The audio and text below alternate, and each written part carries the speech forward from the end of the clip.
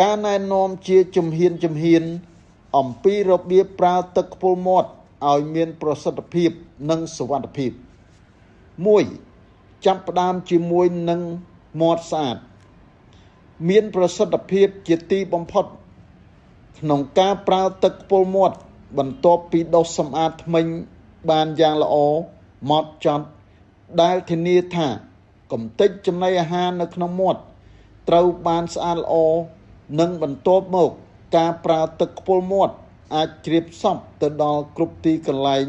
ដើម្បីសម្អាតផ្ទៃក្នុងមាត់បន្ថែមទៀត ទី 2 វាស់បរិមាណទឹកឲ្យបានត្រឹមត្រូវសូមអានការណែនាំមានបិទនៅលើដបឬនៅក្នុងប្រអប់សម្រាប់បរិមាណទឹកខ្ពុលមាត់ដែលត្រូវប្រើជាធម្មតាប្រហែលជា10មីលីលីត្រឬ2ស្លាបព្រាកាហ្វេ